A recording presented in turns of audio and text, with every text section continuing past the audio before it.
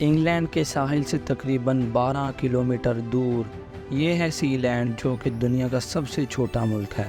اس ملک کا سائز صرف 550 square metre ہے، جو کہ ایک فٹ بال فیلڈ کے برابر ہے۔ اس ملک کی آبادی صرف 27 لوگوں پر مشتمل ہے۔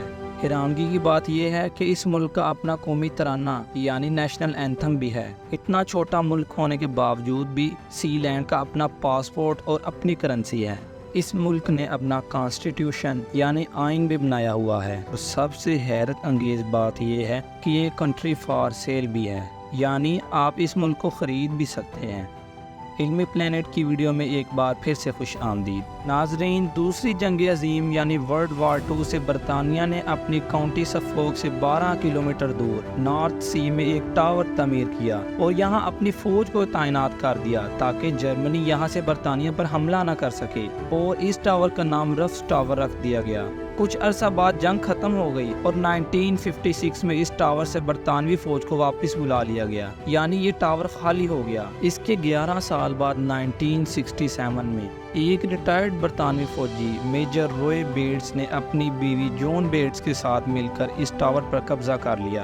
برطانیہ کی حکومت کو یہ بات پسند نہیں آئی اور انہوں نے کچھ ہی دنوں میں ایک بحری جہاز کو ان کے پاس بھیجا اور یہ ٹاور خالی کرنے کو کہا۔ میجر روئے بیٹس نے اس ٹاور کو خالی کرنے سے صاف انکار کر دیا۔ اس کے کچھ عرصہ بعد 2 ستمبر 1967 کو میجر روئے اور اس کی بیوی نے اس ٹاور کو ایک آزاد ملک ڈکلیئر کر دیا۔ اس نے اپنا نام پرنس روئے بیٹس رکھ لیا اور اس کی بیوی نے پرنسس جون بیٹس رکھ لیا، جو اب اس ٹاور یعنی اپنے ملک پر حکومت کر رہے ہیں۔ انہوں نے اپنے ملک کا نام سی لینڈ رکھ لیا اور اس کا جھنڈا بنا کر ٹاور کے اوپر لگا دیا۔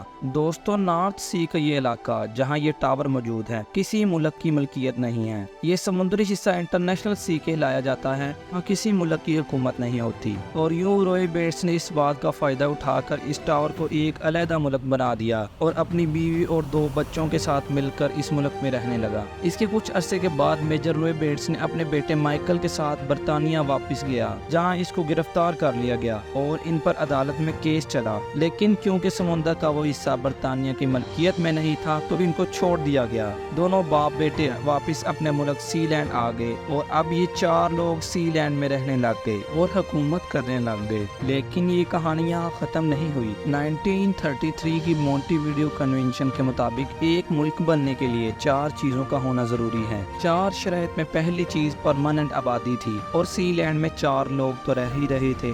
دوسری چیز ایک جگہ کا ہونا ضروری ہے جس کو ملک کہا جائے، اور سی لینڈ کے پاس رفس ٹاور موجود تھا۔ تیسری چیز ایک حکومت کا ہونا لازمی ہے، اور سی لینڈ میں حکومت بھی بن چکی تھی۔ لیکن مسئلہ چوتھی چیز کا تھا، اور وہ یہ تھی کہ ایک ملک کا دوسرے ممالک کے ساتھ تعلقات بھی ہونا ضروری ہے، اور سی لینڈ کا کسی ملک سے کوئی تعلق نہیں تھا۔ لیکن یہ چوتھی چیز بھی جلد پوری ہو گئی۔ دوستو، وقت گزرتا گیا، سی لینڈ پر بیٹس فیملی کے علاوہ 10-12 لوگ اور بھی رہنے لگ گئے۔ انہی لوگوں میں ایک جرمن بزنس مین الیگزینڈر آکنباک بھی تھا۔ روئے بیٹس نے اس آدمی کو سی لینڈ کا پرائم منسٹر بنا دیا، لیکن کچھ ہی عرصے کے بعد اس پرائم منسٹر نے 2 لوگوں کے ساتھ مل کر اپنے ہی ملک سی لینڈ پر حملہ کر دیا۔ وہ یہاں ایک 5 اسٹار ہوٹل بنانا چاہتا تھا، جو روئے بیٹس اور اس کی بیوی اس وقت برطانیہ گئے ہوئے تھے، اور الیگزینڈر آکنباک نے ان کے بیٹے مائیکل کو اغوا کرنے کی کوشش کی، لیکن مائیکل بیٹس نے بھی جواباً اسی پر حملہ آور ہوا اور اس کے 2 ساتھیوں کو پکڑ لیا گیا۔ ان پر غداری کا مقدمہ چلایا گیا اور ان کو جیل بھجوا دیا گیا۔ الیگزینڈر آکنباک سی لینڈ کا پرائم منسٹر ہونے کے ساتھ ساتھ ایک جرمن شہری بھی تھا، اور جرمنی کو جب اس بات کا پتہ چلا تو جرمنی نے بیٹس فیملی سے اس کو چھوڑنے کا کہا، لیکن بیٹس فیملی نے صاف انکار کر دیا۔